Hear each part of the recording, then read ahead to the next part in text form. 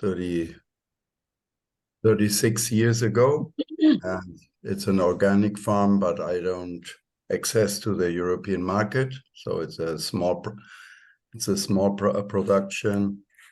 It's rather a ecological park, and we produce some things like vanilla, like ginger, turmeric, some vegetables, and we are looking to give a valorization to some ancestral crops that are almost gone. Nobody remembers them anymore, and we're trying to produce them again and to see and convince the people of the benefits of using these genetic materials. So thank you. That was nice to be on this course. I have had a little bit of experience already because we have had some one-day courses on this matter here in the Dominican Republic. So I've been participating and organizing a little bit. And I'm the national relay for the Dominican Republic for co-lead. So thank you. Thank you, Koma. Thank you for joining, because we know that this is going to benefit not just you, but the entire Dominican Republic. Farmers, organic farmers who are going into the export. So it's very important. And actually, we had to shift this timing to suit you because we were supposed to start 9 a.m. But so that you will be able to join, we had to shift the time to this time. Welcome, everybody. We're just going to kickstart the training this morning, the session. Welcome to the training on adapting your ICS to the EU regulation. Welcome, everybody. By the time I run through the agenda for today, we'll be able to give 1 minute each for everyone, because this is a real first, face-to-face session. The other one was in the introductory session, but most people did not even join. So we'll be able to give just a short introduction of who we have, then we can know ourselves and form the community of practitioners together. So we're going to have a welcome address by me, which I'm doing right now. And any question concerning the e-learning platform, once I finish talking, you are free to ask this question about the e-learning platform, and ask any question that is bothering or anything that you do not, you're not able to get. 1 second.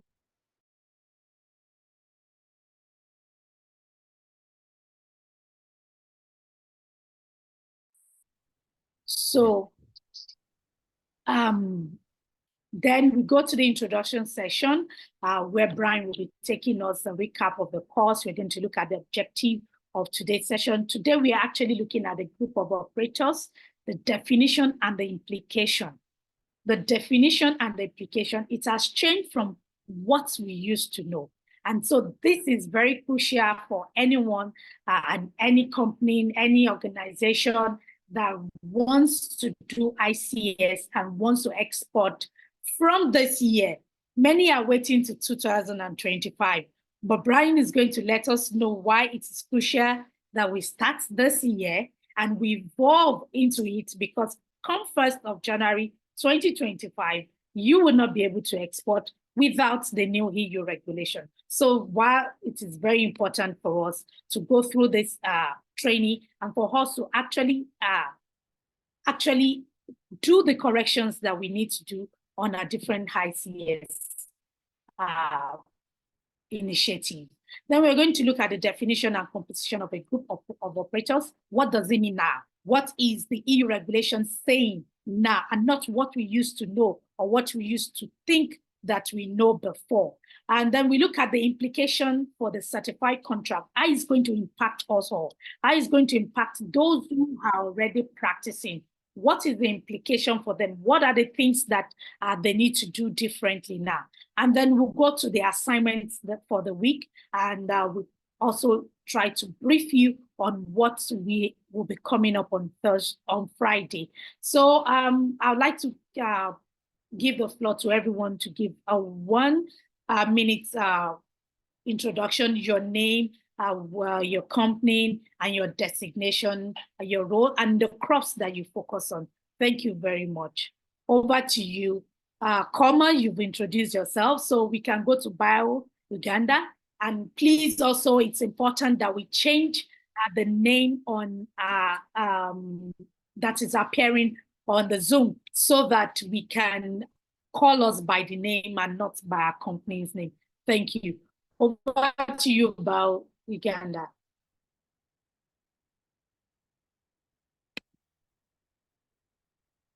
Hello, everybody. Good afternoon, everybody. Good afternoon. Good afternoon. Yes, this is Edward Mlondo from Uganda. I'm founder of Uganda since 2003. We started to do organic farming with the farmers under ICS in 4 districts of Uganda. And since 2003, we were certified by IMO from Switzerland. And when IMO changed to EcoCert, we continued our certification with EcoCert until 2023. We've been working with the farmers, growing pineapple, bananas, jackfruit, papayas, which we procured and brought to our facility, dry fruit processing facility for processing dry fruit for export to the EU. Under the ICS, I was managing the ICS so these years. I was the ICS manager, working with a group of other workers. We implemented the ICS. Unfortunately, things have changed. So we have to learn how to go about this with our farmers, which we are not well sure whether they can do their own ICS, implement it, and be able to continue with them in this type of structure that is the new EU regulation demands. And this is the reason that we are here to learn how we transit into the new EU regulation. So I have my assistant here, Peace Blessing. Peace Blessing is still a student, but she has interest to learn this type of things that we are doing at Uganda. So she helps me a few other things, and she's the one signed in. So you may see Blessing Peace and Uganda and Edward Mlondo, we are the same. Or thank you very much. Thank you very much. Thank you so much. Fortunate, I'm sure we all know you, but so you need to introduce yourself. Please, let's keep the introduction very short so that we can actually dive into today's program and we can finish the session on time. Fortunate, over to you. Well, thank you very much, Ola. It's nice to be here. Hello, everyone. My name is Fortunate Nyakanda. I am from Zimbabwe. I'm the Executive Director of Zimbabwe Organic Producers and Promoters Association. I'm here because I've been invited by my colleague, Tsitsi Nyampingidza. Yeah. Yes, we asked that the participants that were invited also invite their top executive or managers, because the decision that we have to take involves them a lot more than just the ICS manager, because they will have the final say on how the things will roll. So over to you, Sitisi. Did I pronounce the name well? Yes, you did. Hello, everyone. And compliments of the new season. Just quickly, I'm Tsitsi Nyampingidza, and I'm with ZOPA, and I'm the Certification and Compliance Advisor at ZOPA. Thank you. Thank you. Gerard, over to you. you can just let's see your face so that we can put name to the face also, and then you can put off your camera, okay? Good afternoon, everyone from Kenya. My name is Gerald Muinde, Production Manager, GoO Limited. It's a company that exports, grows and exports fresh produce, that is French beans, chilies, broccoli, and so much more. Unfortunately, we've not started the organic farming, but it's in the pipeline. That's why I was much interested with this training, to be able to know, to have a know-how the same. Okay, thank you so much. Frank, over to you. If it's possible, you will be able to put on your camera so that we can see your face. Yeah, please. Thank you very much for giving me this opportunity. I am Adu Peter.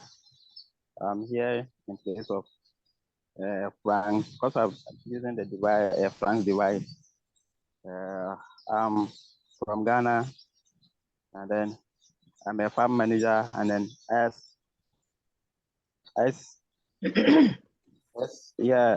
manager assistant, and then the company is a Biotropical Products Co Limited in Ghana.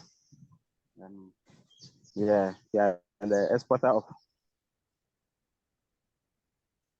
dry peel, orange, and then lemon. Yeah, thank you very much. Thank you, Peter. Yes. Over to you, Yabre Bero. Sorry if I'm not pronouncing the name right. Please correct me.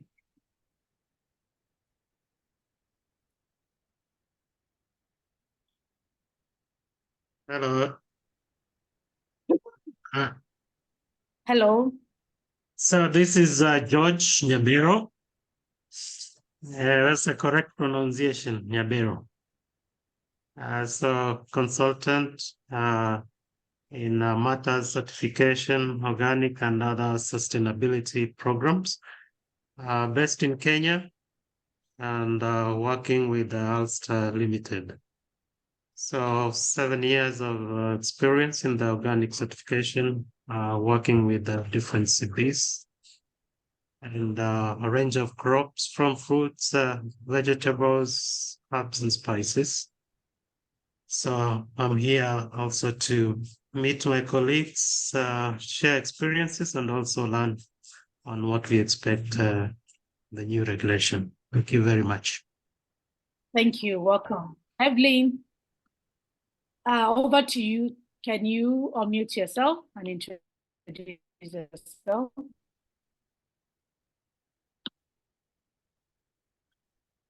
Are you with us, Evelyn? Good.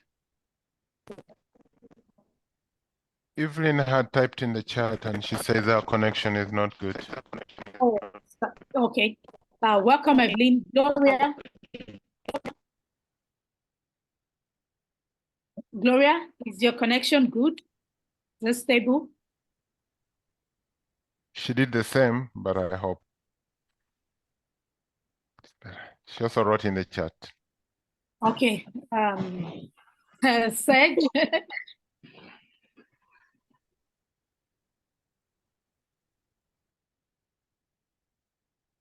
Good morning, everyone. My name is Serge Liwao, and I work for Rwanda Organic Agriculture Movement, which is an umbrella organization for producers, exporters, processors involved in the organic agriculture in Rwanda. And I work as an extension officer with almost 10 years in organic agriculture, because while joining the Rwanda Organic Agriculture Movement, I was working with a coffee production and processing company, which had some of the producers certified organic from 2019. Thank you. Thank you. The last person we have on the call is Motu. She's a staff of colleague. Do you want to introduce yourself?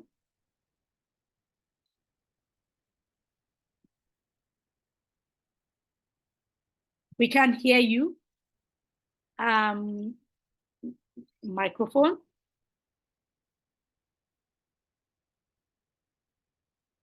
No.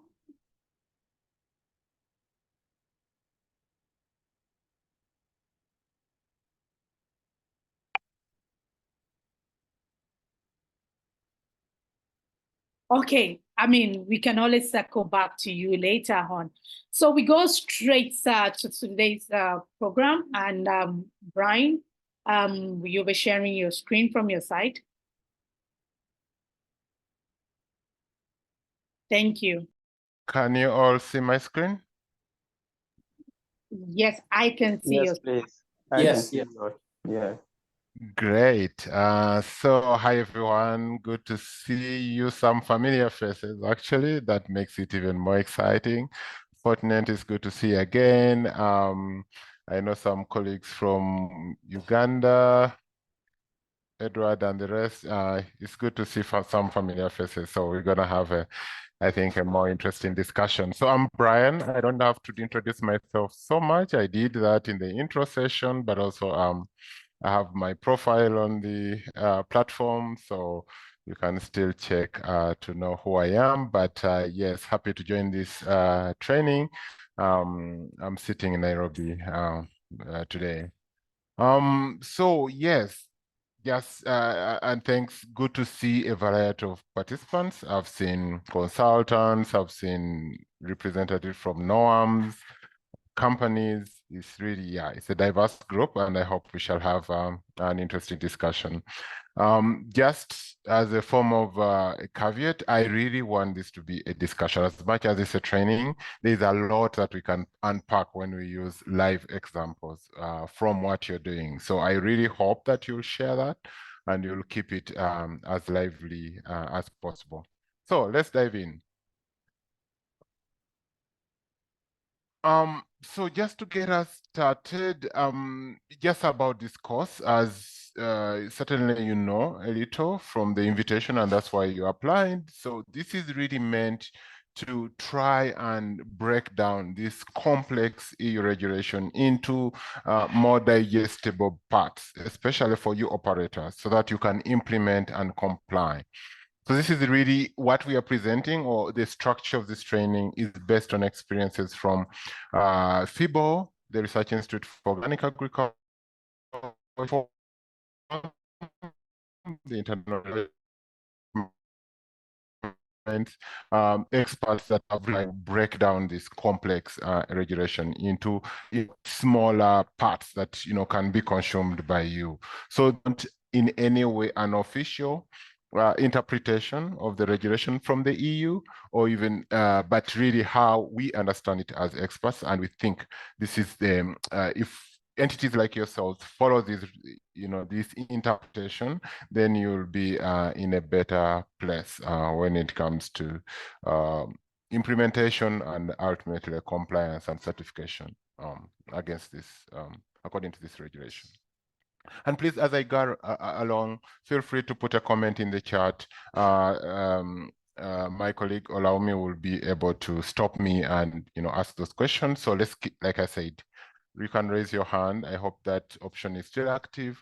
You can put a chat in the comment and let's have a discussion. I'm happy to pause at any point in this presentation so that I can hear what you think or what you're saying about the different information. So as a result, we've structured this course into 3 modules, as you see on your screen, and these were presented in the last introduction. And just to emphasize that today we are looking at module 1, which really is focusing on the group of operators, definition, and its implication for operators like yourselves. But of course, subsequently, we shall be also addressing the other 3 modules. This is, in a summary, our agenda for the day, which has been presented very well by Olaomi, so I'll not go into a lot of detail into this. So we've had the introductions, I'll be doing a presentation and then have some group discussion, mostly brainstorming sessions in between as we continue. So we've already gone through, what we are trying to achieve, but just to really structure, we are looking at what the regulation says about smallholder supply chain. All of us have been certified in some form of ICS. Most of you live around the NOAMs and the consultants, but for you operators, so want to understand what does the new regulation talk about the structure and composition of these smallholder supply groups. And ultimately, the expectation is that you will have the information which you can adapt to your context. As you know, ICSs are structured differently, operate differently, but you want to have at least a common understanding of the requirement, and then you can find ways to adapt it to your own scheme as it applies to you. This particular part, I already gave a little recap, a little brief about the EU regulation, but for the benefit of those that were not in the call and the fact that we have some of our top leaders on this call, I'll do a very quick recap of the entire, what are the main points of the regulation before I go into a deep dive around the group of operators, which is the focus of today's training. As mentioned previously, we are looking at the EU Regulation 2018-848, which is the consolidated version of many other sub articles, as you see on the screen, which really detail different bits of the big regulation. And all these are linked into the main one. So this is really the main reference, which is available online in many languages. And it's really the focus of our training. Obviously, if you want to know more about, for example, list of authorized substances, there is an act specifically linked to the main regulation, which details what's included in there. If you want to know about requirements for control bodies or certification bodies, there is a detail to that, but the core regulation we are talking about is the 2018-848.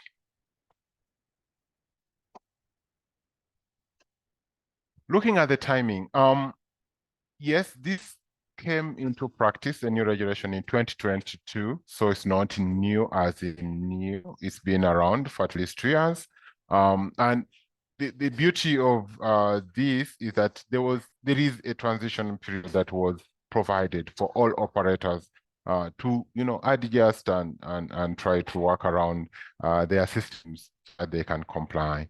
You will see that we are in 2024, and starting 1st January 2025, it is expected that all suppliers, all operators within the EU, all operators outside the EU but trading the EU in organic products needs to have the new certificate, meaning that your inspections this year should be according to the new regulation if you are to comply or meet the deadline of 1st January 2025.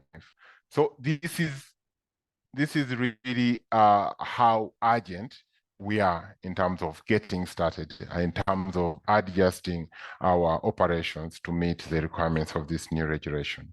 So this is rather urgent.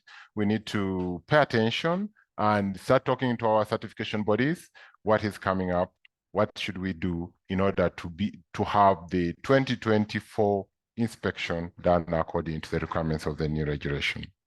I also mentioned during the last call that the approval of new certification bodies, which is a requirement, even certification bodies need to be accredited according to the new, is still ongoing, but obviously it doesn't stop you from contacting your current certification body and ask all the questions you want. How are they going to do it? What do they expect from you? And things like that, so that you can keep the discussion going, even informing them that you've been through a training and you've learned certain things that you want to enforce, so you can keep that discussion going, so that at that point you're aligned and moving together.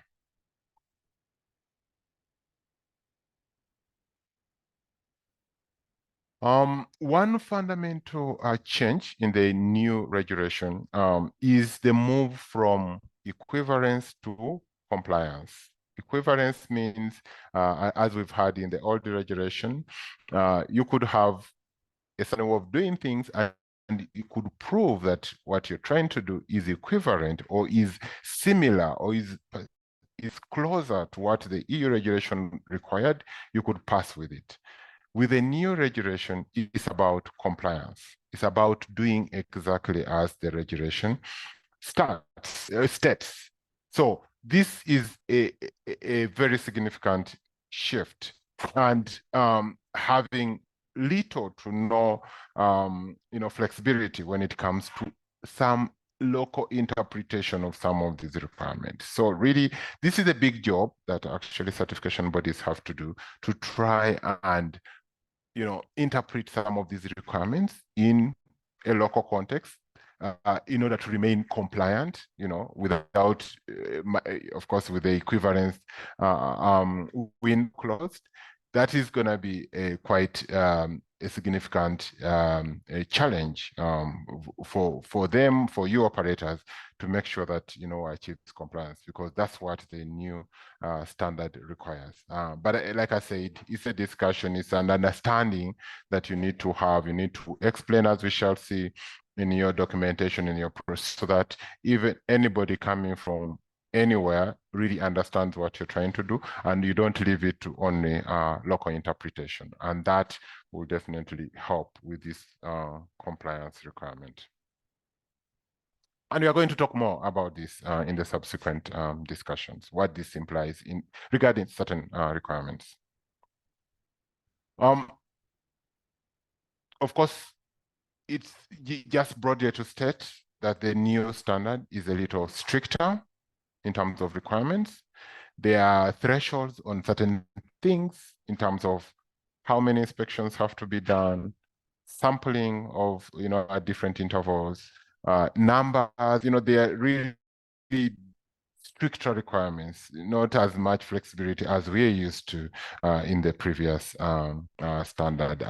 And obviously, going into this new regulation, it will require some bit of adjustments. And because of those stricter requirements in terms of inspections, re-inspections, we expect that the cost will also be will increase for different operators in order to maintain compliance. For example, if they set that you need a minimum of, to sample from a minimum of 2% of your members, that's another cost, because then you need to go around, collect the samples, and then send them to an operated place to test them, things like that. Those are additional costs. When they set requirement around minimum reinspection, that also means, which has been there in sense, but I think in this particular one, it's a little more stricter. We've always worked with the square root of the number that you're working with. Here, we are talking about a minimum of 5%, but that 5% is also, again, depending on the risks for the operation, that can also increase. This is a minimum. In certain cases, it might go to 10, it might go to 15, depending on how risky your operation is. So all those put together means that the cost of certification, of compliance, might increase beyond what we're used to. Can you still hear me? I'm hearing some echo. Oh, somebody was off mute. Okay.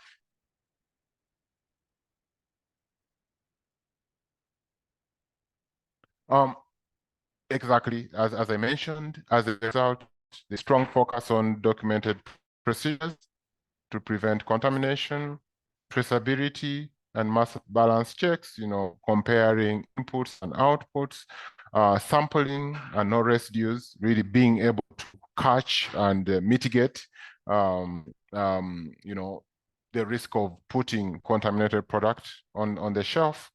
All that is really stronger, very high requirements around those mitigation measures. And of course, there are also high-risk products that have been defined in the standard, which means if it's a high-risk product, then that means there'll be more controls. In some cases, up to 2 inspections or 2 re-inspections, external inspections, are involved in producing that product, and also, of course, intent sampling. So all those are stricter requirements that we are going to see with this new standard.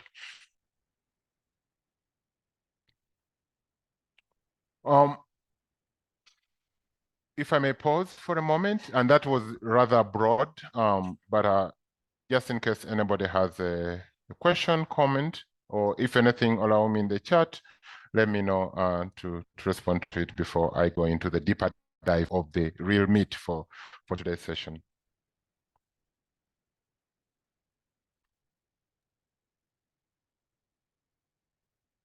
No, there's nothing in the group chat. There's nothing Okay. in the group chat. If anyone has a question, can mute for 1 minute and you can take that.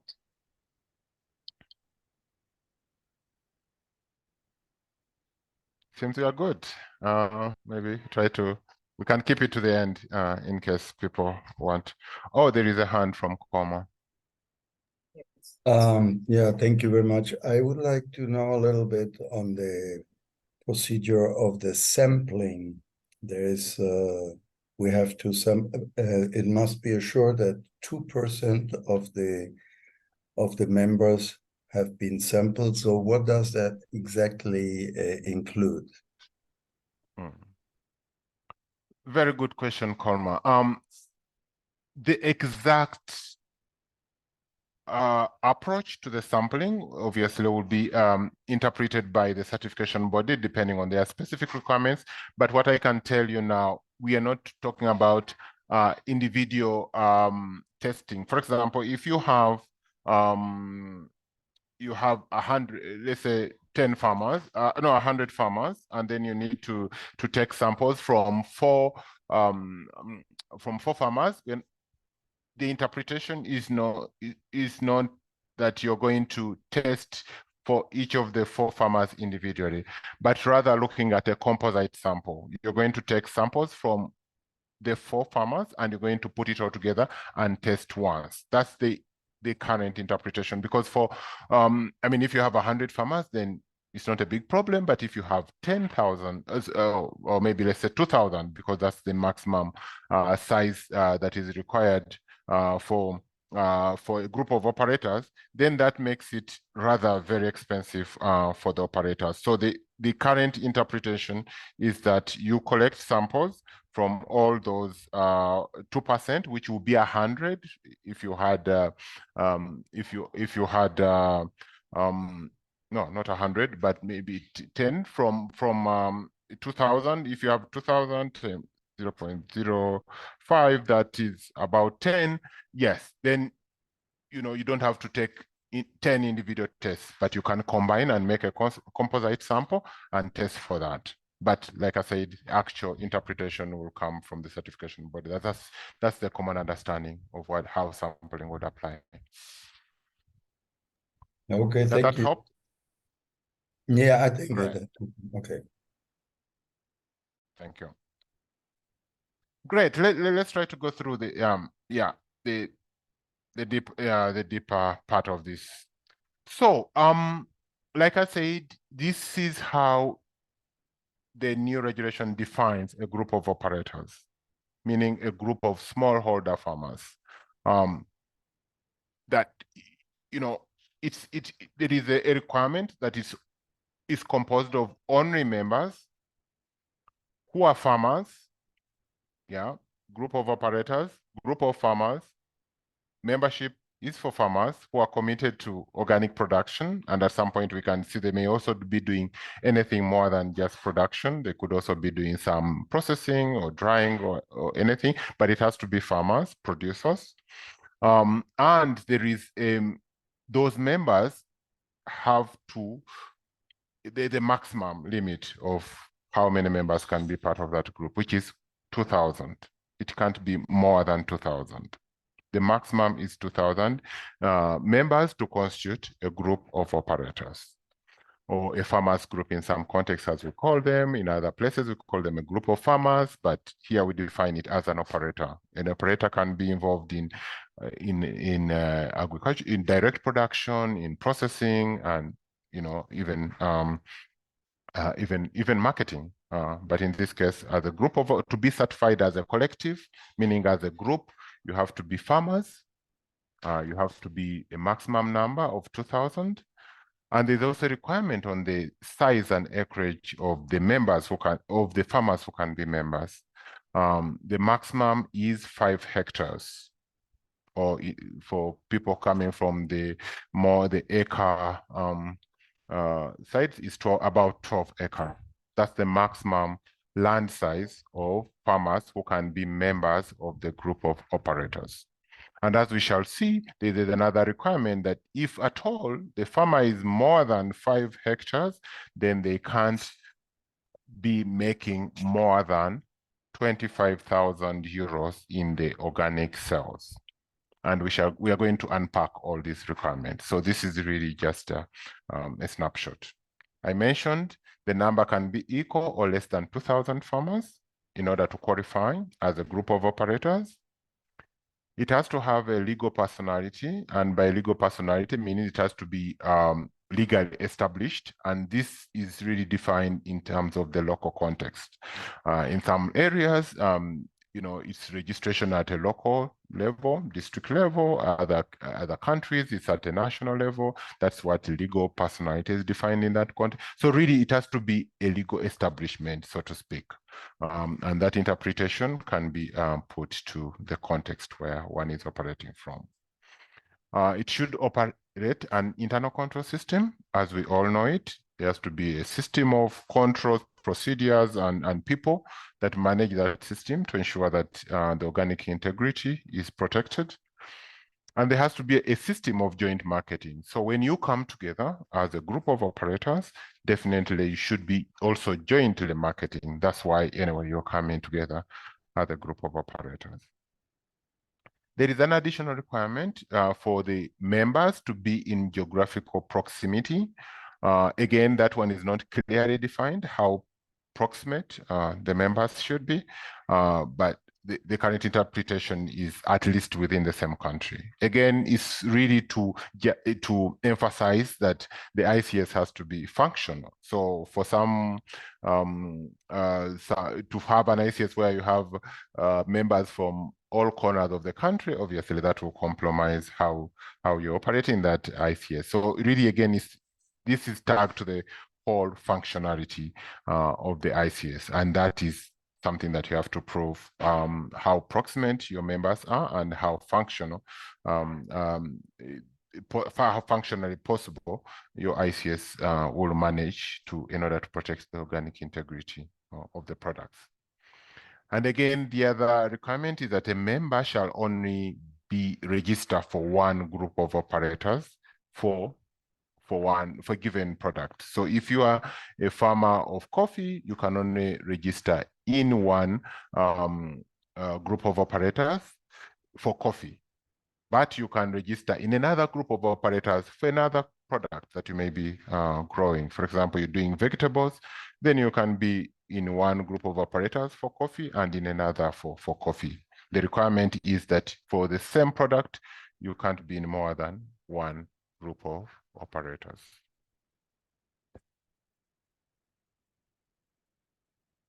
So what does it mean? Let's do a little bit of detail around this.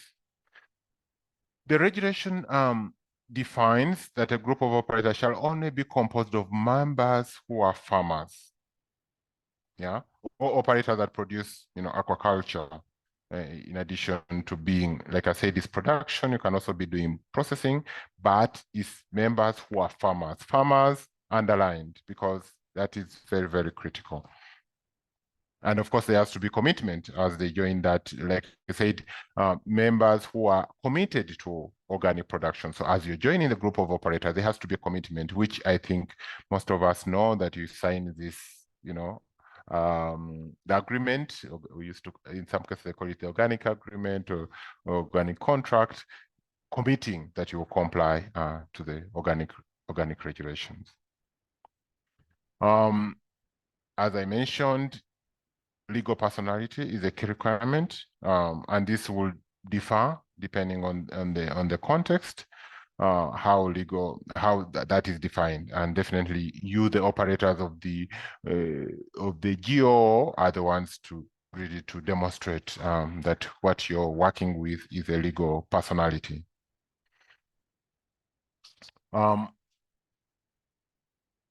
like I said, in additional interpretation of this will also be contextual, and the certification bodies obviously will weigh in strongly in this. The new regulation defines, as I already mentioned in the summary, the total farm size for any farmer to be a member of a group of operators. The standard first requirement is that their land holding should not be more than 5 hectares. It's equal or less than 5 hectares, or equal or less than 10 acres. And this includes all land managed by the member, including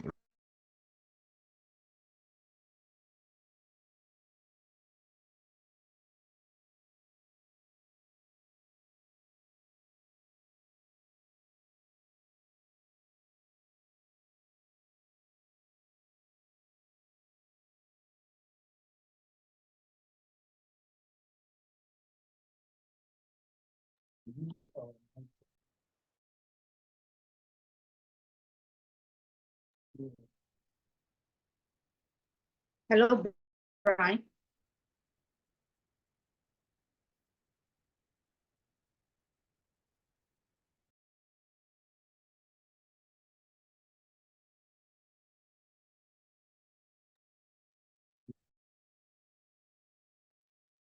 Sorry for that disruption.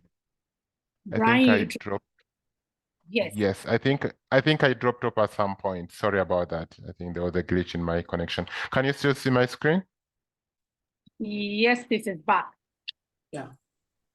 Okay, great. Sorry, I don't know where where you stopped hearing what I was saying, but I can try to run through it again very, very fast. I was talking about this, the requirement for membership, the restriction around farm size and turnover.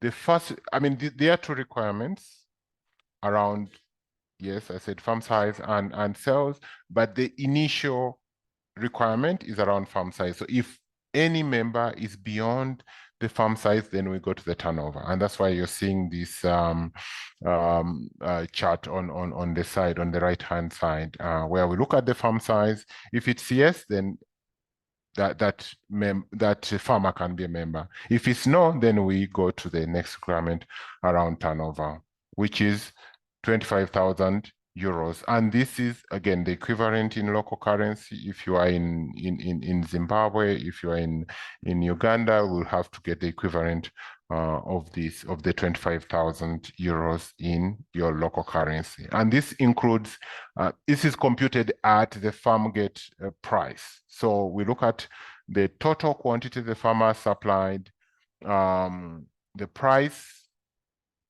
in local currency, and then we get the total for the year. This is annual. It's really turnover. It's for the year. So all that computed over 1 year, 12 months, which is 12 months, then that will indicate whether that farmer meets this requirement or is it should. The alternative is for the farmer to be certified as an individual if they can be a member of the group of operators.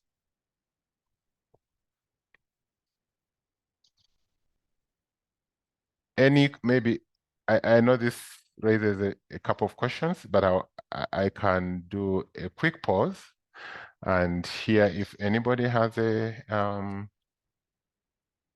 please raise your hand, put in the chat.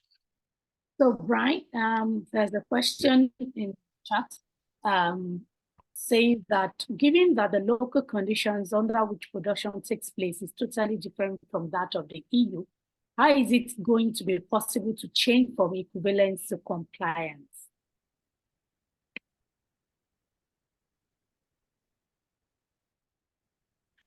Did you get? Okay. Yeah. No, actually, I was reading it also from the chat because it was breaking a little bit. Given the local conditions under takes place is totally different from that of the EU, how is it possible to? Yes, like I said, there is some, though limited, flexibility around this, which will be interpreted by your certification bodies. They have some level of discretion when it comes to interpreting some of the requirements, but not deviating much from the key requirement. For example, as you all know, in the old regulation, there is a lot that was you could actually be certified under a local law, so long as it's demonstrated that what you're doing, for example, there are restrictions around conversion, around inputs and things like that, which we had some good level of flexibility around those. As much as, of course, it's your job, also it will be the job of the certification body to make sure that the way the requirement is being interpreted is actually compliant. It's not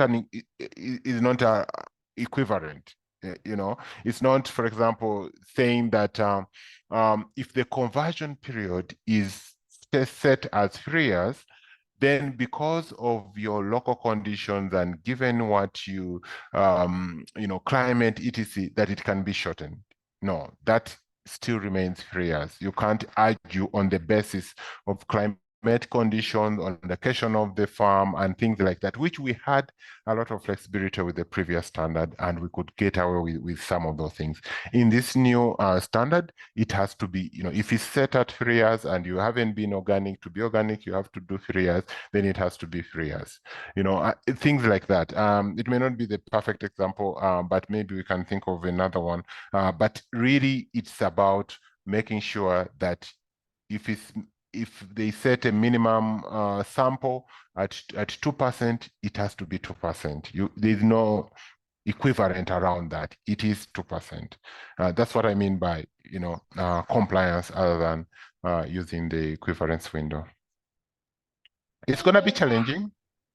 No doubt it's going to be challenging, but I would say for you as an operator, it's really to be very clear in your procedures, in what do you do, and that will help the certification body to interpret accordingly and be able to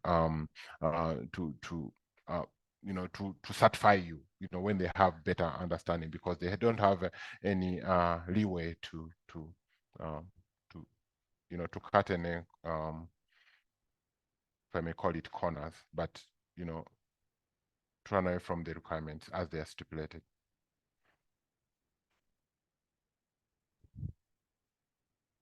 Hello, Brian. Hello. Could you explain just further clarity on the two figures there, the 25,000 and the 500 euros? Okay.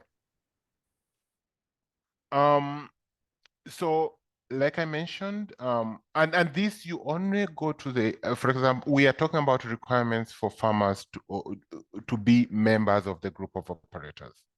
The first key, which I highly recommend we should focus on, is the land area. So if you have farmers that are below 5 hectares, don't even worry about the turnover requirement, because then it's not important. That's the first consideration. So if you're farmers, and I saw many of you when you did this pre-training survey, most of your farmers really fall in that category. And we're talking about smallholder farmers. So really smallholder in most of the countries where most of you come from is below 5 hectares. So if you are under that, if your farmers are under 5 hectares, don't worry about the turnover. But if you have any farmer, however few they are, that are above 5 hectares, then the second check, or what the certification body, or what the regulation requires the certification body to check for, is the turnover from those farmers. Here, the assumption is that if a farmer is making a turnover of more than 25,000 euros per year, then that farmer is no longer small. They have crossed over to the large farm, and that means they can actually afford the certification, the individual farm certification, which is estimated at around 500 euros above, 500 and 30 above, depending on the context, for a large farm, a large single farm. So that one in brackets is really just as an indication. So if we go to the turnover calculation, so how do you tell that a farmer is below or above 25,000 euros per year in terms of sales. So let's give an example of a farmer in Uganda who sells pineapples and bananas to the organic market. So we shall, if I'm checking that farmer, I'll check how much pineapples they sell in a year and what is the price for each pineapple. So I'll be able to get the total sales from that farm of pineapples. I'll do the same for bananas and then put together, that will be their total sales from their farm per year. And that's, of course, I'll get the equivalent in euros for me to know whether it's within the threshold or above it. So 3 things to note here. We are focusing on organic products only from that farm. So if most smallholder farmers would sell a variety of different things from their farm, here we are focusing on organic products from that farm. That's number 1. 2, we are considering farm gate price. When they are selling from their farm, what is the price that they are paid when they are selling from their farm? Yeah, that is the other consideration. That's the price that we shall compute with the quantity that they've sold to get how much turnover they are getting from that. And then 3, we are considering for the whole year. And again, depending on your ICS, you may be computing your year, differently. But we are talking about 12 months. Within a period of 12 months, how much organic sales are they making from that farm? If they have a multitude of organic products, we shall compute for each of the organic products. If they have one, we shall focus on that one. And considering the farm gate price they get for that product, and then we shall know the sales they are making as a farmer. If they are selling fresh, yes, we are using the fresh price. If they are selling it as dried or processed, we are using that price for that product that leaves their farm to go to the market to compute whether the turnover is within or above the threshold.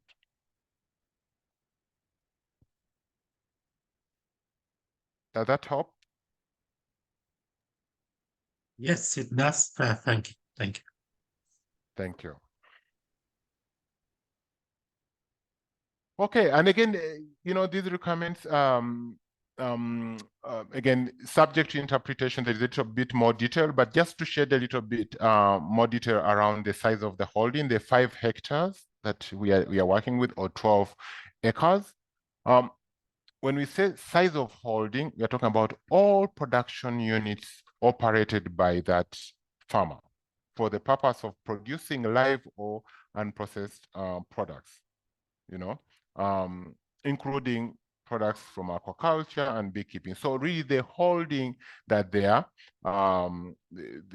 collecting or they are producing the products. So the question will be, does the 5 hectares refer only to the members owned plots?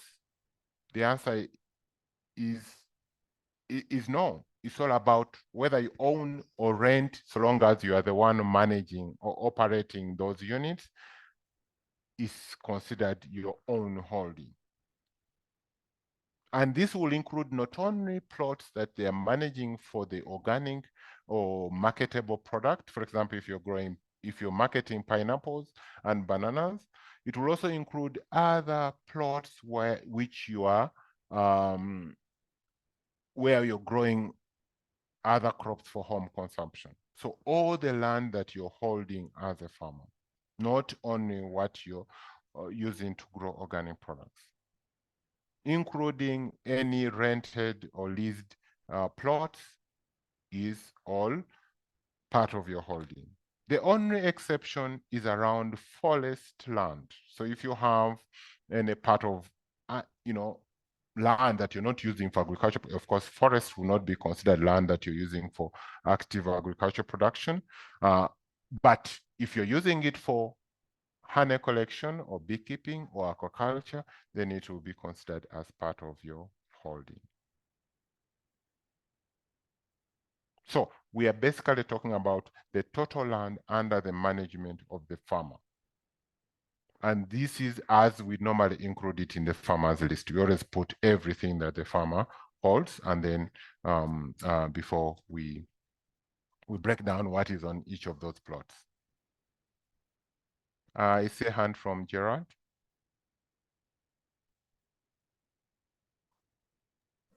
Yes, thank you, Brian.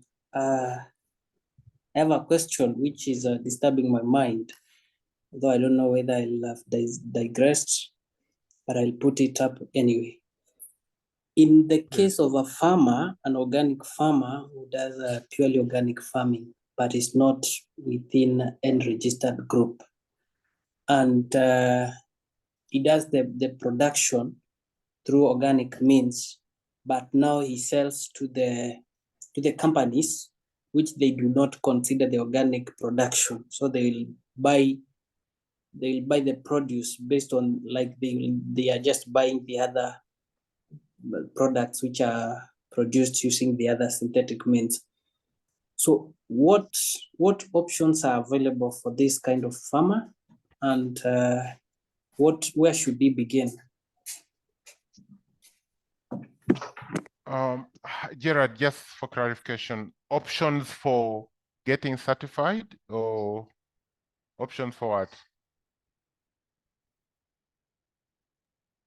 Options for bearing in mind that is a small scale farmer.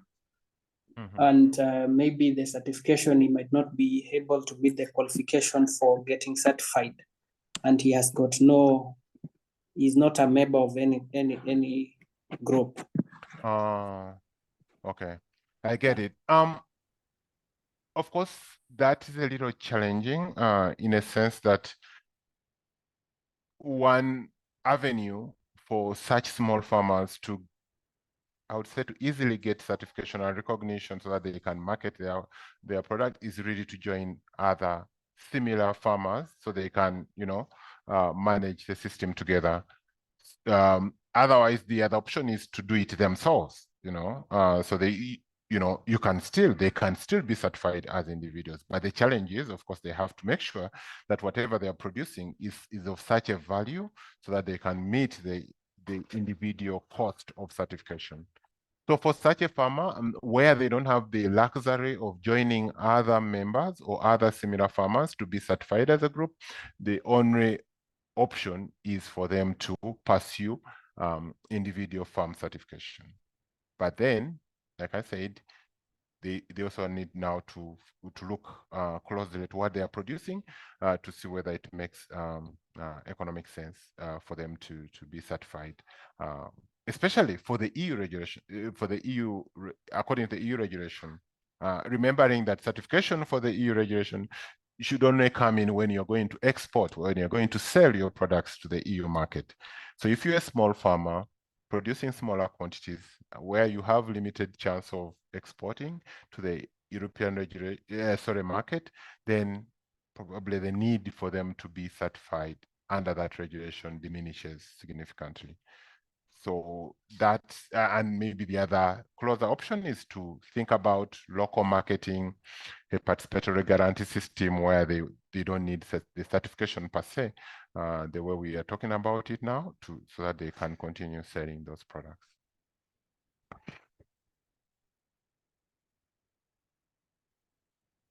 Is that helpful, Gerard? Yeah, it is, because I asked that because we had such a scenario where we wanted to get the produce from a certain farmer, but he was arguing that his products are produced organically. So we have to consider the prices. We have to adjust the prices accordingly to differ from the others. So, but I think that is a satisfying answer.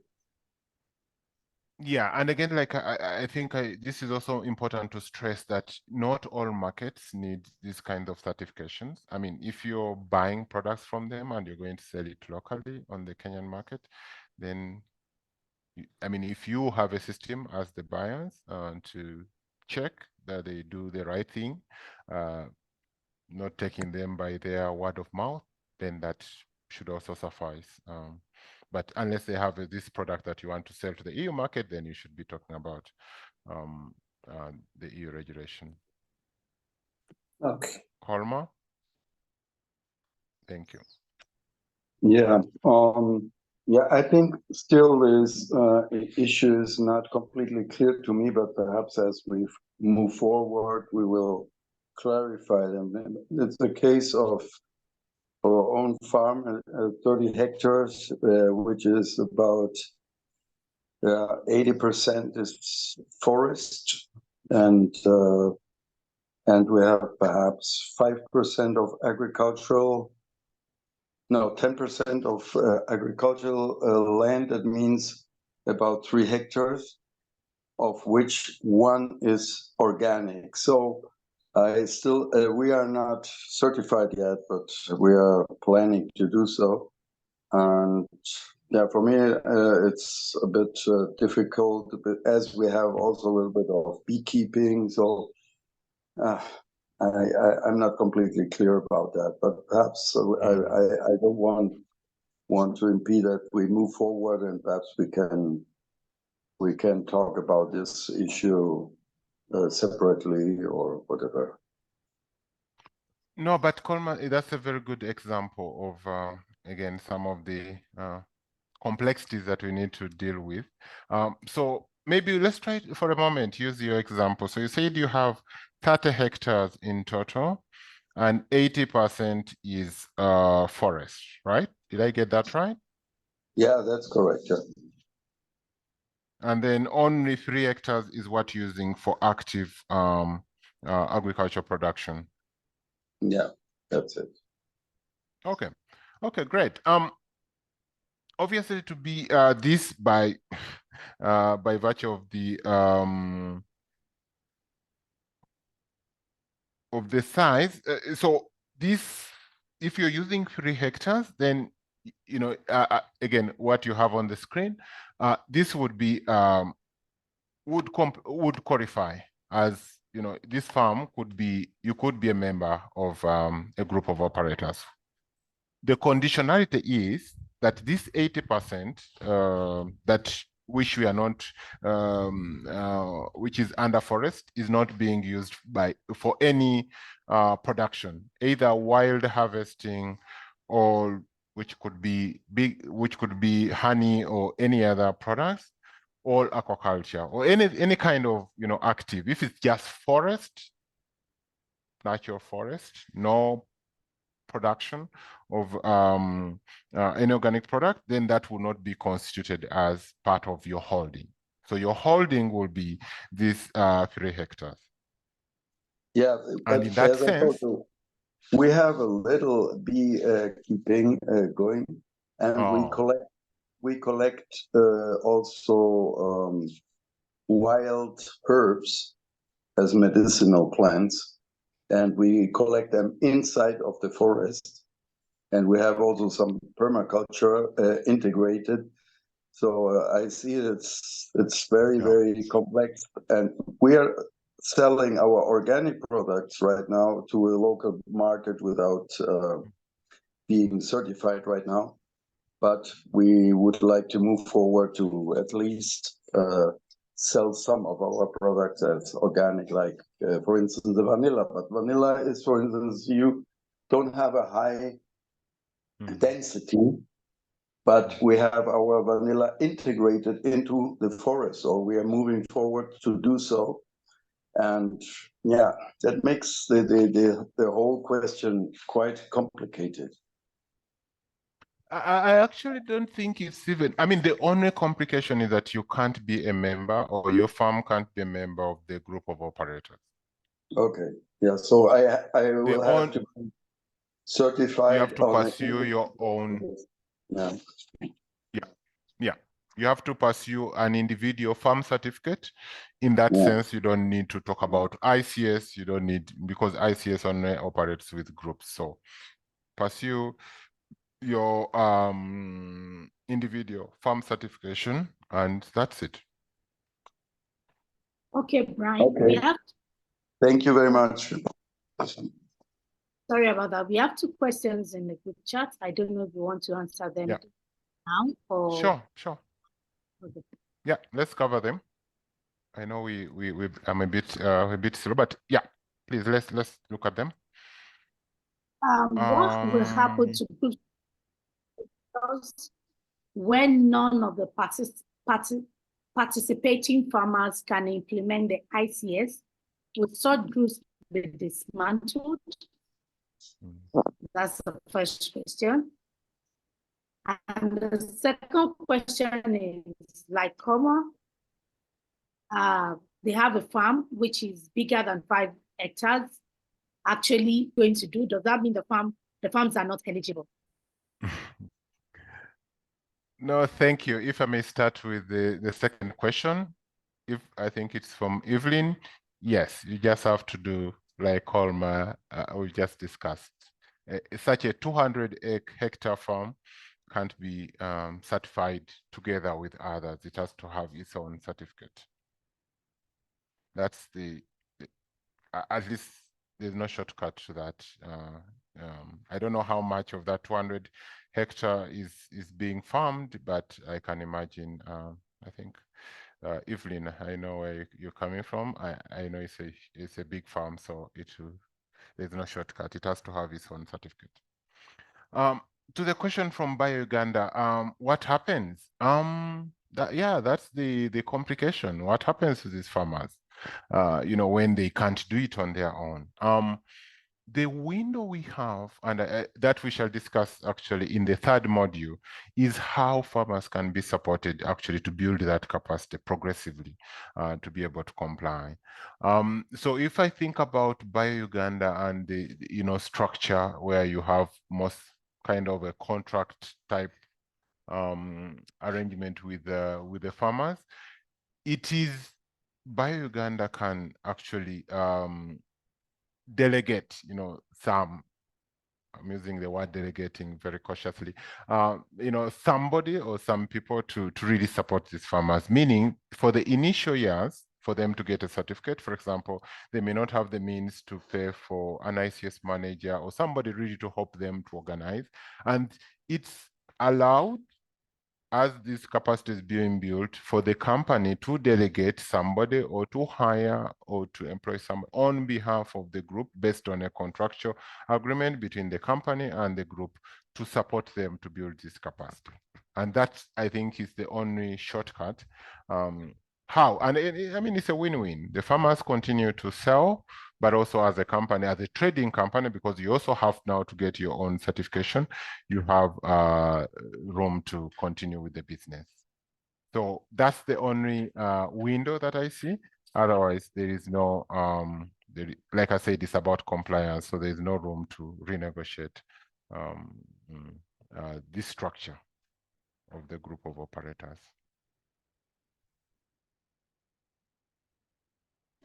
I hope that helps, and I'll try to, I mean, we have space to go through other questions, but this, again, more detail, what do we mean by the maximum turnover?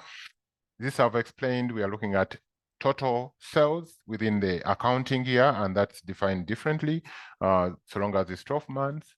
We're looking at the price paid at the farm for the items the farmer delivers, before any deductions are made. I think that's another one that I hadn't emphasized. So, for example, we are looking at, as I said, how do we compute it? We look at the price per unit over the total units. So, what the farmer gets is what, or is supposed to get, is what we use as the turnover. But like I mentioned, if your farm is above 5 hectares and is below 5 hectares, then you don't need to go to the maximum turnover. But maybe just to take back a little on Colma's question. So Colma, and I don't know, this could also apply to you. Like I said, you don't meet the 5 hectare threshold, but we can also look at your turnover. I don't know what you think before you think about going individual certification. So if your turnover is below the 25,000 euro mark that we talked about, then you can join a group. you can be certified within a group. So this is the second consideration from if you above the land size threshold, then you can look at the turnover. The same applies to Evelyn's question. For your 200-hectare farm, if it's below 25,000 euros per year in terms of turnover, then you can also consider being part of a group of operators. So this is the second level consideration, and we can do more. We can discuss more about this, but this is what the requirement is.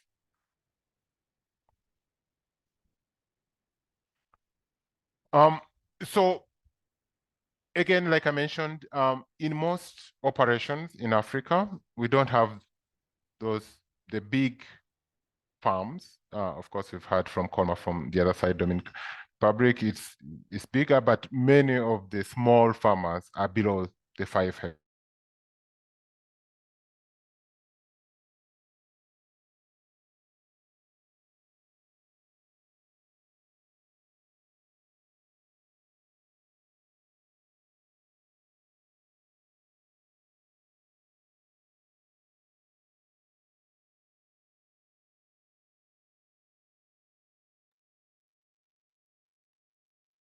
Hello, Brian. Hello, Brian.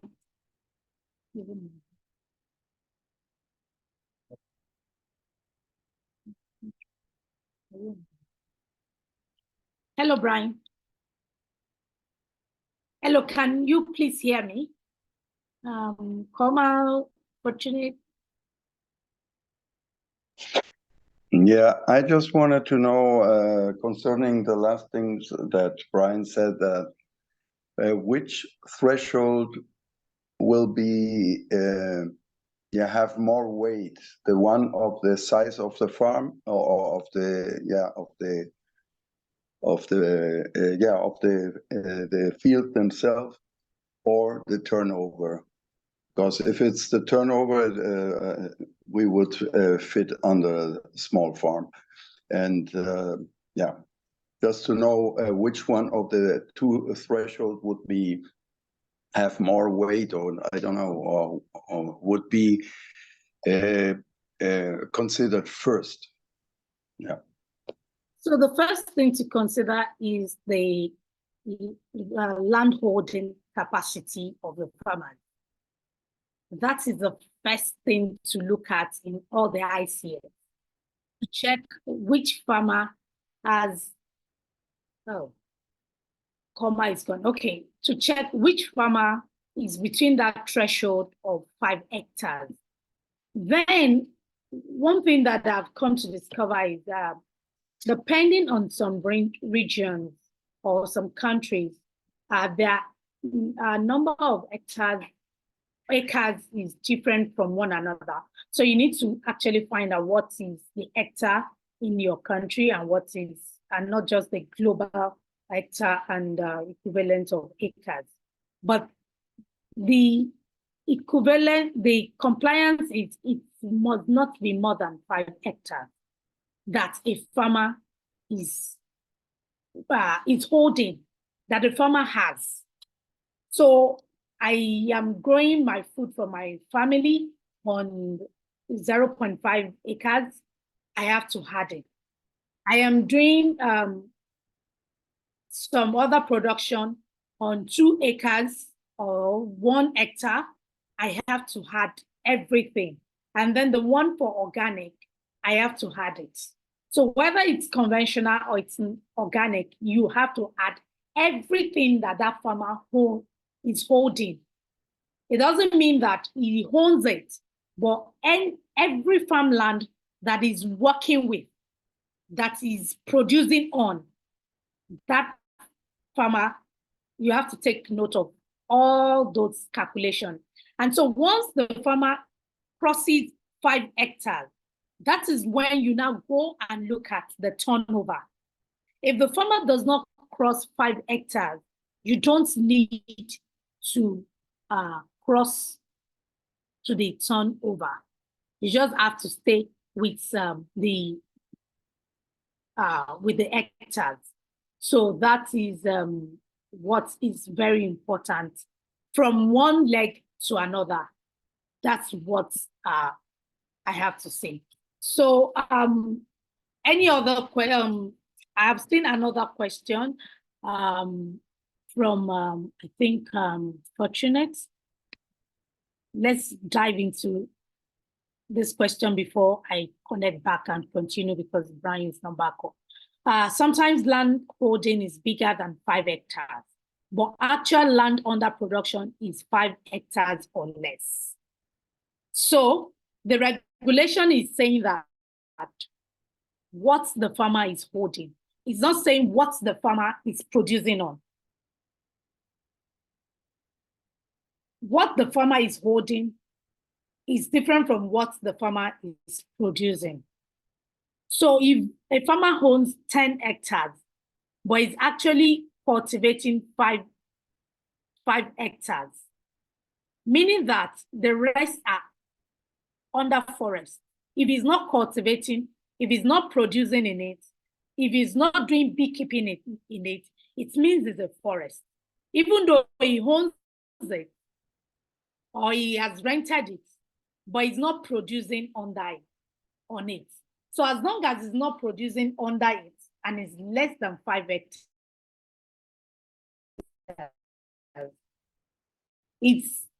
person can be part of the ICS. But what I've seen most as a challenge is actually getting the total size of land that all the farmers have. That is the first issue. The second issue is most of the farmers don't even know the actual size of the land. So as a company that is helping the farmers, we might have to go through and help them do the actual with a GPS, do the actual measurement of the land. For those who know, for those who have measured before, yes. And this time around, a farmer, you cannot hide. It's going to be very complicated if the farmer goes and hides some production land so that it can be part of the ICS. The farmers have to be truthful and have to be open at this point in time. Yes. Fortunate, you have a question.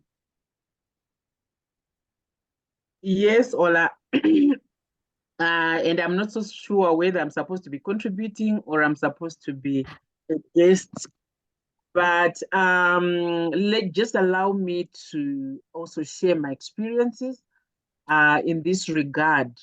I would also find that I think I mentioned it last time when we were in the training that in Zimbabwe we do have different land tenures.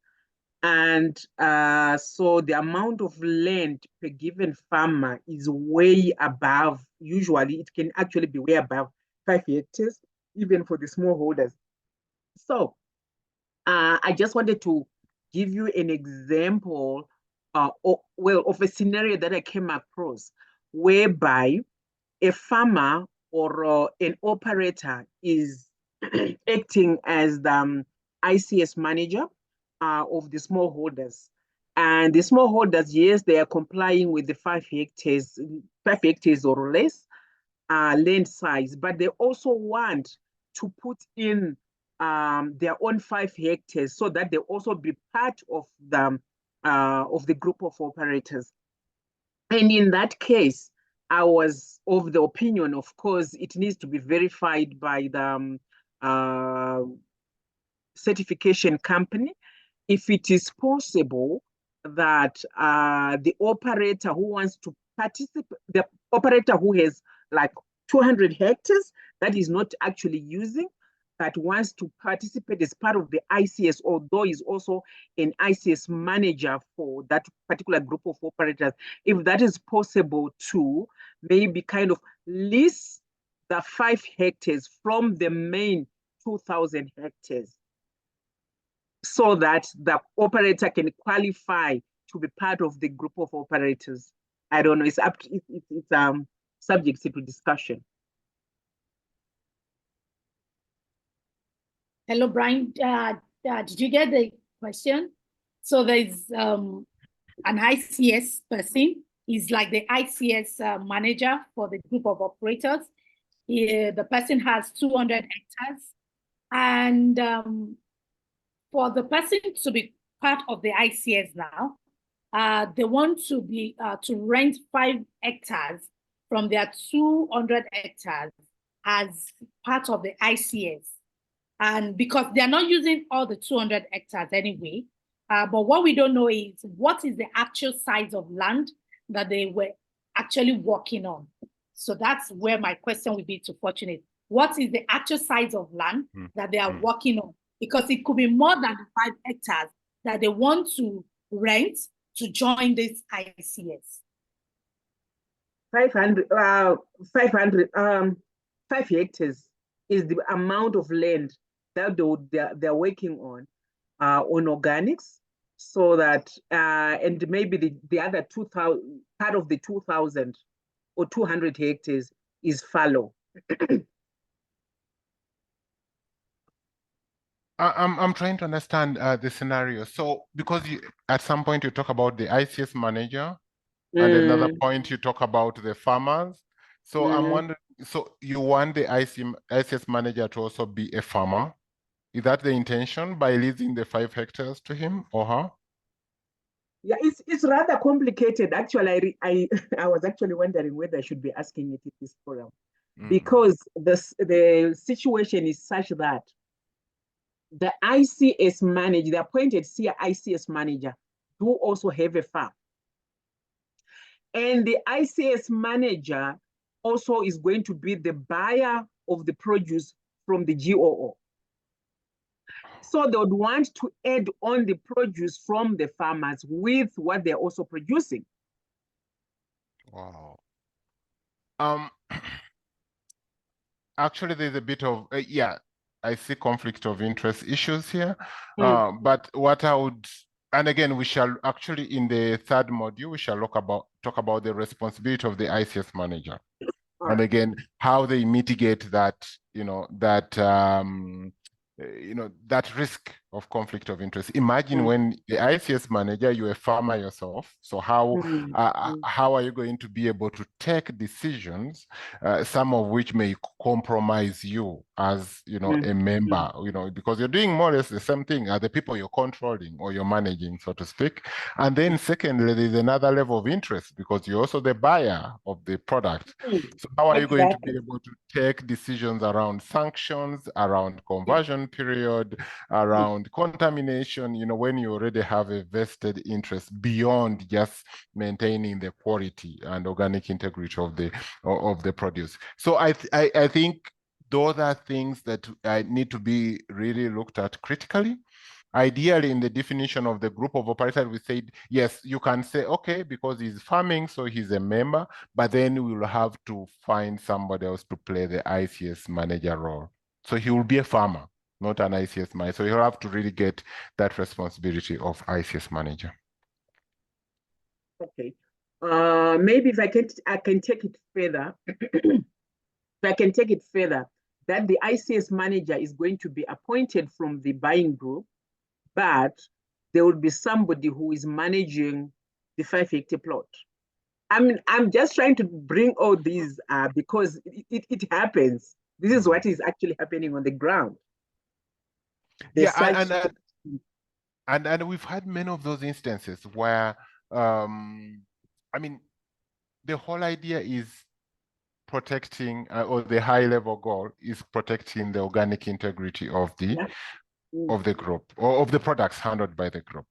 So as much as they, yes, we want to have our own people who already, to do this, all those risks will have to be examined by the control body to make sure that the ICS manager is independent enough and has the powers to make some of those critical decisions.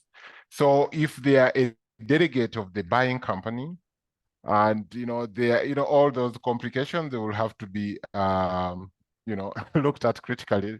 To what extent are they independent to really be able to represent the interests of the ICS group as much and without being, conflicted by, the buyers who are the ones delegating them into that. So we can actually talk about this because I beg that if I don't know whether you join that module, we can look at, how to, again, clearly separate those responsibilities.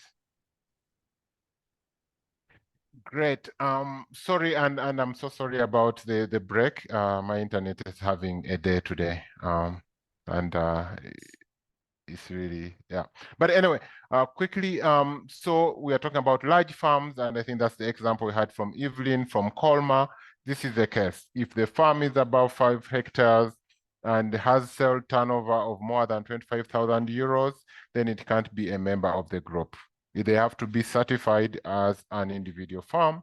They are too large, under the new regulation that we are talking about. So that's really, as illustrated, they're too big for the GoO, and they have to only go as single entities.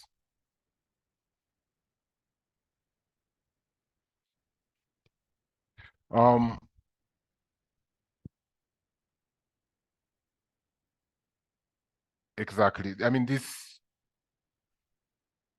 how do we, if already you have a GeO that has more than 2,000 farmers, the question would be, what do they do? I've been handling a similar case in Ethiopia over the last, coming to a year now, how to really, look at separating and breaking, these groups and all that. Yes, like I said, it's about compliance. We don't have a lot of leeway.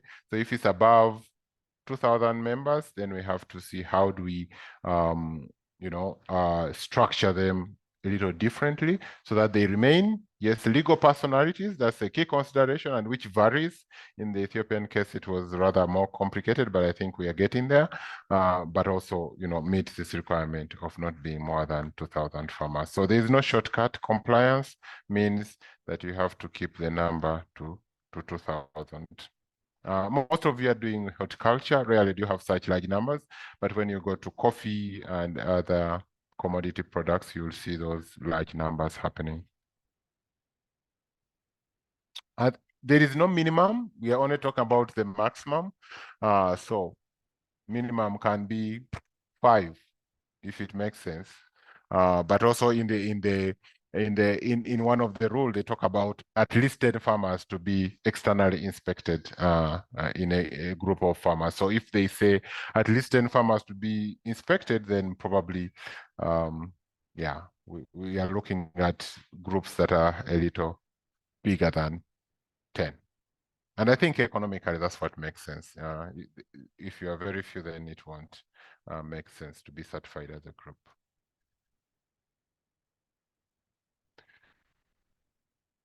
Great. Legal personality, this one, we've talked about it a lot. It varies. It's really about being recognized under the national law. And this will vary from country to country. In some, their community self-help groups is a legal entity. In other places, associations, there are different definitions. But in a way, I mean, the critical requirement is that it has to be a legal personality within that context that we are talking about. And the legal personality that is composed of farmers who meet the other conditions of farmers, meaning they are below 5 hectares or not above 25,000 euro turnover, etc. To be in that legal personality. So at different levels, we still make sure that those compliances are met.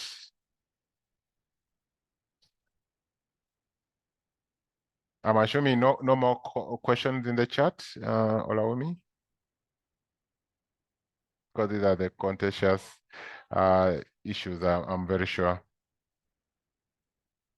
So there's a question from Evelyn saying that I've got a small concern. Sorry for taking you. I know this, we both understand, myself and Brian, that this issue is so complex. And in fact, this 1 week for this particular topic is not enough. It's something that myself and Fortunate, we're debating. I mean, we're talking about. We need to form a community on WhatsApp where all of us begin to ask questions and we begin to deliberate and talk about this thing and find solution, because one person does not know everything about this new regulation. She said the least acreage of land a farmer should have is how much? Evelyn, that's an interesting question. Just like we don't have the least number of members in the group of operators, we don't also have a least land size. A list can be, I mean, I think it can be as small as it makes economic sense to be a farmer. You know, if it's too small, then you don't have any, you can only use it for your home production, for your home consumption. But when it reaches that size, which also varies depending on the crop you're growing, where you're located, that it now makes sense that you can grow for your home and have additional for the market, then, but there's no definition for the list. It's only for the max. That's the simple answer.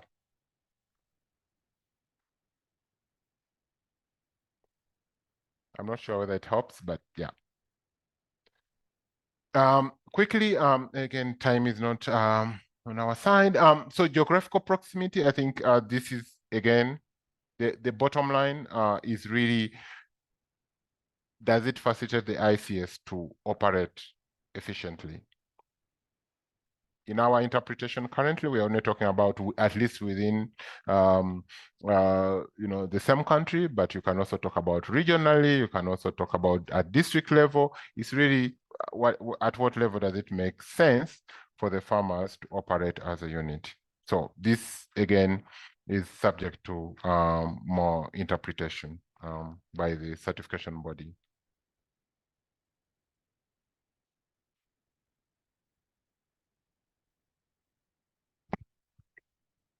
Yeah, so again, just basically, making the same rounds around the same, because I know it receives many questions. Can the group of operators perform preparation activities or processing activities? For example, drying or some processing. The answer is yes, so long as they are farmers and so long as they meet the criteria that we've defined. Yes, they can be members of the group of operators.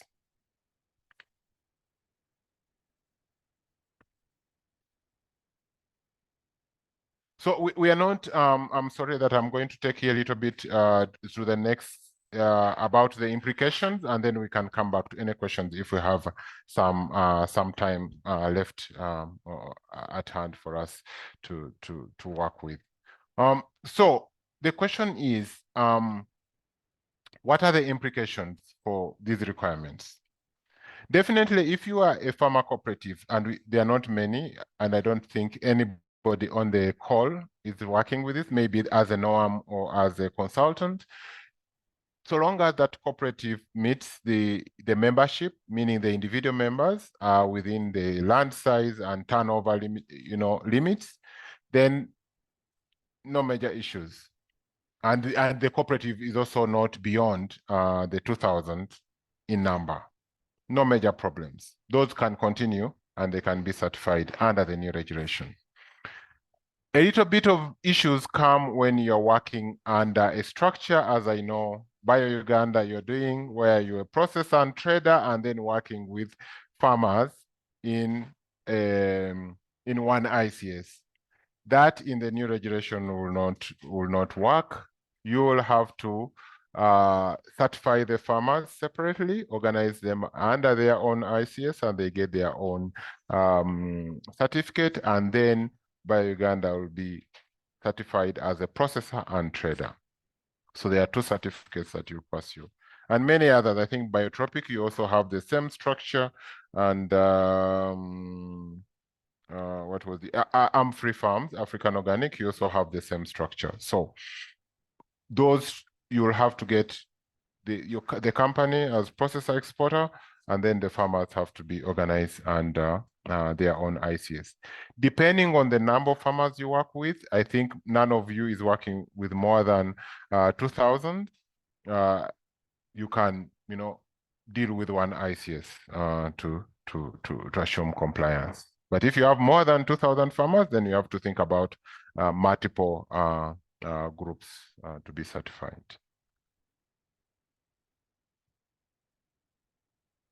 I hope that's clear. This is another contentious issue. So processing, Sorry, yes. hold on. There's a question here. Can group of operators also be exporters? Yes, the farm, a cooperative or a group of operators, they can export. They can, so long as they are doing it as a collective. If they are exporting together, they meet all the other requirements, they are certified, yes, they can trade. Just like they can sell to an exporter locally, they can also sell internationally. There's no limitation on that.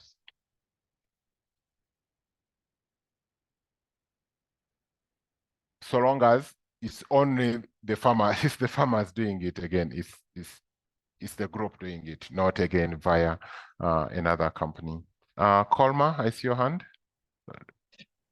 Yeah, there was also an issue of the geographical, there was a geographical issue. Yeah. Is it possible to belong to a group that is operating on a national level? We have, for instance, a kind of association. It's not a commercial association, it's rather a philosophical and some other thing, permaculture oriented group that is spread all over the country. Is it possible to constitute a group of these members, even if they are spread all over the country? No, very good question, Kolma. In the current interpretation, as we interpret these requirements, it should be possible because we are actually interpreting geographical proximity to imply within the same borders of a country, meaning operating even at national level. But this is subject to additional interpretation. So you may, again, the certification body, based on their risk assessment, and what products you're handling, how dispersely you are, how close or dispersed you are as the entities within, they may have additional requirements. They may not approve certification as one group and maybe rather split you into two. So it should be possible, but there has to be other additional considerations with consultation from the certification body. Like I said, it's very hard to have one general rule around that because, again, the risk will differ depending on how many operators are involved, how sparsely distributed they are, which product they are dealing with, and things like that. So that there's no definite answer to that, but I think it's worth exploring. Okay, Brian, there's a question on geographical location. Gloria is asking, does this also include a different variety under certification, or it's supposed to be the same products, same variety? For example, one geographical location is doing pineapple Queen Victoria, and the other location doing pineapple Cayenne variety. Will they be the same ICS, one certification? Totally, yes. Totally, yes. Certification is not, like when we certify the ICS, or the group of operators. So the group can be doing multiple products. They could be doing even up to 10 or even more within one group. So there's no limit to the number of products that a group can do, simply. But the certificate for the products now, if you have coffee, you have mango, you have pineapple, the certificate for each of them. And then she's not talking specifically on variety now. That description will be as part of the, of course, and again, this does not change from the original certification. We certify the system, you know, and that can have so many crops listed under that system. So one group of operators can do mango, pineapples, bananas, you know, and can also do Cayenne pineapple, Victoria pineapple, and that there's no restriction on that, on the number of variety of crops that a group of operators that meets all the other requirements can market or can trade. The only restriction is on the individual member being registered in more than one group of operators for the same product. And by product, we mean pineapple, for example. Maybe you can say, okay, can they be registered for Victoria pineapple here, and then for another, you know, product means pineapple. So when they are producing pineapple, they can only be under one group of operator. They can't be in multiple for the same crop, but they can be in multiple for different crops. Does that help?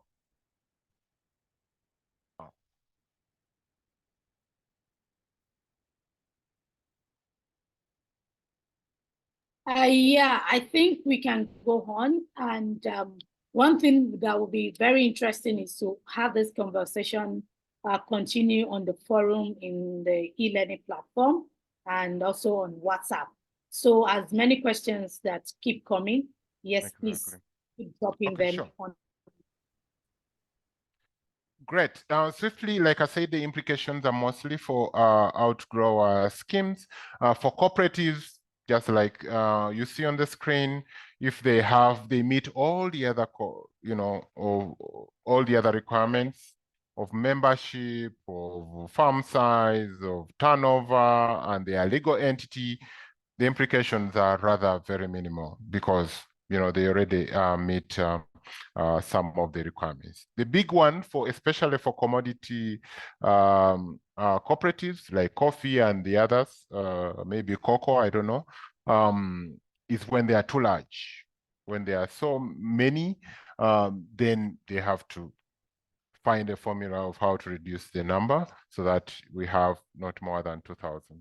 Other than that, farm associations that are already certified, they would comply easily with this new regulation.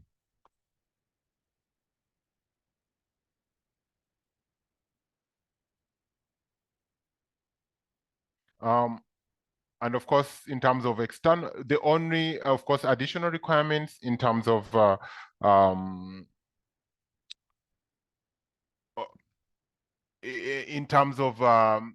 know there are some in some contexts, and I don't think it's very common actually in Africa, where you have groups that have 100% external control, meaning a group without an ICS.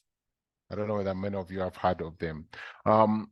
Meaning that every year the certification body goes to that group, and that's where we're talking about the minimum number. So if they are just 10 people certified together, then the external body will go and visit each of the individuals and then give them one certificate as a group. Under the new regulation, this is not compliant because every group has to have an ICS. So that 100% control will not suffice in this new arrangement. They will still have to go to the 20%, the 5%, sorry, and the 2% and all those other thresholds for inspection. Not 100% as has been. Again, this is all the equivalence that has been in the old regulation, which will not apply with the new regulation, which seeks primarily the compliance. But I think this, I don't know whether anybody is operating any, has seen this even in any part of your context. I've not seen many, at least in the African setting.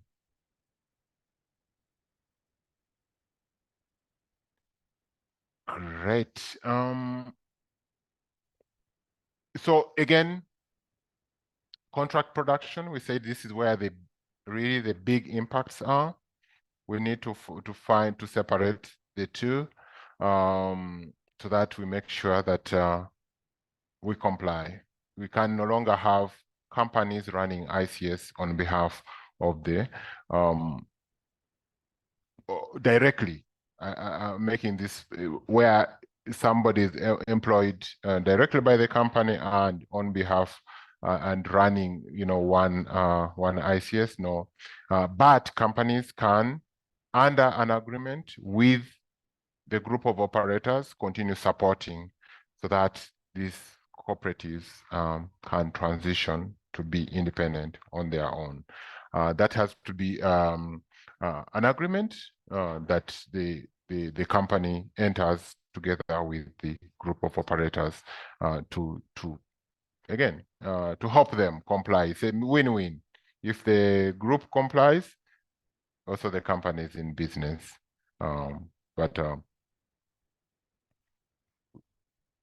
It can be under the same ICS.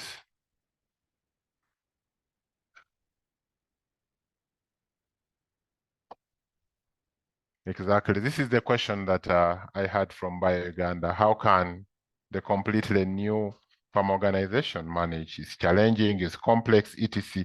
But yeah, as we said, the ICS can be operated by the processor by appointment. And then, enter into a contract, support them, and make sure they comply. As you get your own certificate, they get their own certificate, and progressively they'll build that capacity to be able to do it on their own. You can't use the excuse. All I'm saying that we can't use the excuse that farmers are illiterate, farmers are small, farmers don't have the money to continue buying from them or continue being certified with them. No, the requirement is let's build capacity, let's support them in order for them to comply. And I'm sure many certification bodies will have some bit of flexibility in the areas to make sure that that capacity can be built within the ICS, within the new groups. Hello, Brian. Sorry to you. There's a question. Is it mandatory that the ICS manager comes from the group or they hire someone outside? The ICS manager does not necessarily have to come from the group. Actually, ideally, it should be somebody from outside. Again, as we shall see in module 3 around the responsibilities of the ICS manager, as I was mentioning to Fortunate earlier, there is a lot of power and decision making that is expected of the ICS manager. So if he's a member of the group, with the farmers as his peers and all that, then his level of independence to take some critical decisions will be compromised. So the ideal, again, I think you'll make that will be clearer when you look at the responsibility. This time around, the ICS manager responsibilities are actually regulated. So they are included in the regulation. So that's, you will see that it's really quite tricky to have the ICS manager as also a member of the group of operators. It could work, maybe, but it will be very, very hard, and it will be subject to a lot of scrutiny because, again, how are they able to take such decisions when themselves are doing the same thing that the farmers are doing?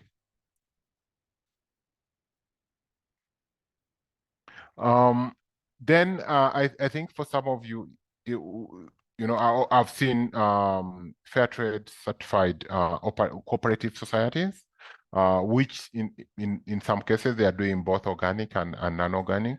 For them to be compliant with this new regulation, we may have to have they may have to split. So we have the organic sub group and they get a certificate for it, and then they have the non-organic. They may statutorily, meaning legal as a cooperative, they may be under the same entity, but for the organic, we shall need a certificate only for the organic subgroup in order to remain compliant. And of course, keeping all the procedures and separation and handling and all that to make sure that there is no commingling, there is no contamination and things like that, even when they may still be under the same cooperative society. And I think this one is common, again, in the commodity groups, which I don't think are represented on this call, but those are some of the challenges that they have to deal with to remain compliant.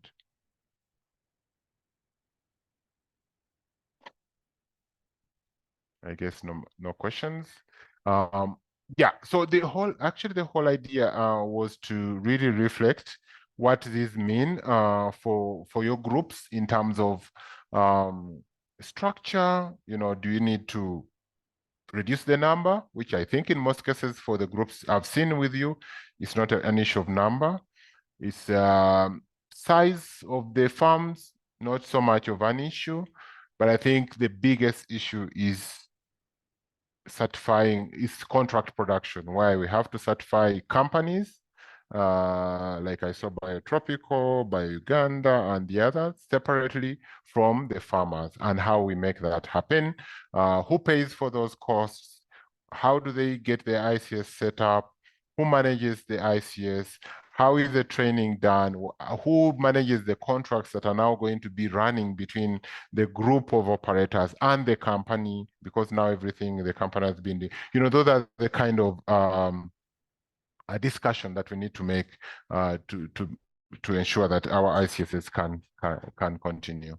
And that's the result. We gave you a homework where we want you to analyze what you think these implications that we've discussed during this call, what the implications are for your setup, and what could be the challenges or ideas on how to make it happen.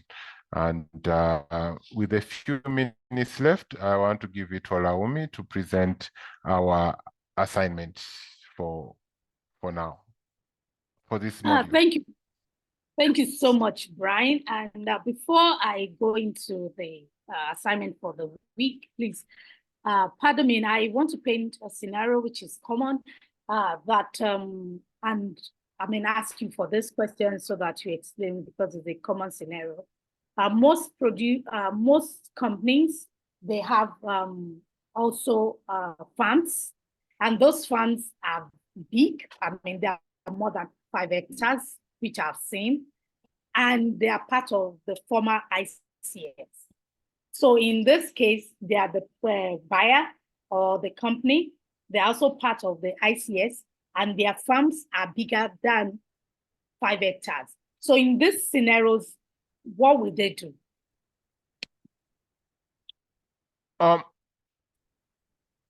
The farm, I think the company, and actually I think what you've described is what Free Farms is going through.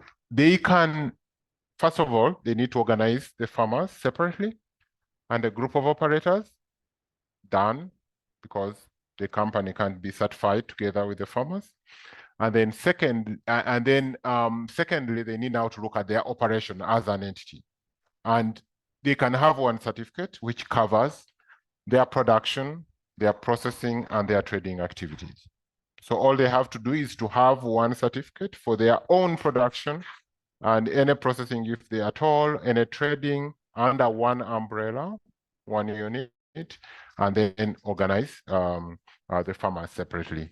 And obviously the farmers can sell through them under the contractual arrangement, but with their own certificate separate. Thank you so much, Brian, for that clarification. So I'll just quickly share with us the assignments that we have for this week. The assignment has to be submitted by Thursday. And on Friday, which is a debrief session, we're going to be presenting our outcomes. Each company, if you are like 2 people from a company or from an organization, you sit together to actually go through the assignment together. And then each person will have to go to the e-learning platform to submit that assignment with your own identity. So you are going to eventually submit the same thing, but the requirement is each person has to submit his or her own assignments separately, even though it's the same thing. And so, Brian, I have to stop your screen and share my screen so that I show everyone. So if you go to week 1 on the e-learning platform, it's open now. When you come to activities and assignments, you will see that under the activities and assignments, these are things that you need to do. The training program is there. The PowerPoint that we use for this session is there. You can download. The one we use on Fridays already there too. You can download. And under the group composition and setup, this is where the assignment is. If you click on it, then you are able to go to the assignment, download. It's a Word document. Download it on your device, answer the question, save it back on your device, and then you are able to upload it back into the e-learning platform the same way that you actually downloaded it. So you are able to upload back to the e-learning platform. So that is the assignment we have. And like I said earlier, everybody will have to submit the assignment if you intend to take a certificate from this course. If you do not want a certificate, that's fine. But if you know that it is important for you, the certificate is important, which also is part of, things that your certification body checks if you had undergone training on the ICS. So it is important that you please do all the assignment, attend all the session, and then you are at the end of the day be able to take your certificate. In the meantime, please, I would like everyone to open your camera so that we can take a good picture because we have to record that for collate. So just 1 second, can you please open your camera, and we will be taking a good picture, and that's for as a record for collate. Evelyn, Prosper, Gloria, please open your camera. Prosper, we're waiting for you. Marbono, we're waiting for you. Allow me, there is a question in the chat for you from Tisti. Please, may you clarify on the group discussion before? Okay.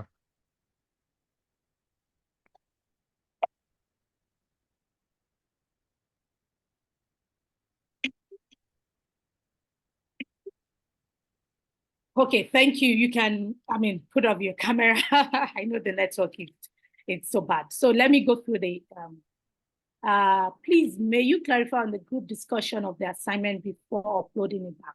Okay, thank you. So if you are in a company, especially some of us are ICS managers, some of the questions also require that we go to our manager and ask questions as a group and fill the assignment together or individually. But you, as a person that is registered on this e-learning course, has to submit that assignment by yourself on the e-learning platform. So you have to go there, upload it back to the system, and that is how it is registered in your name that you have submitted the assignment.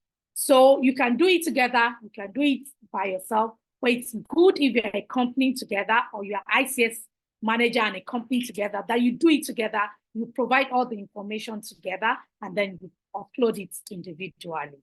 Thank you. And on this note, we'll be ending today's session. Please feel free to drop your question on the WhatsApp, on the forum discussion on the e-learning platform. Let's keep the conversation going. Let's keep the question rolling because like Brian said, it's a complex situation, and we all know that we have to scale through. Thank you so much for your time, and hope to see you on Friday. And so bye for now, everyone. Bye. Thank you very much. Bye. Thank you. Goodbye. Thank you.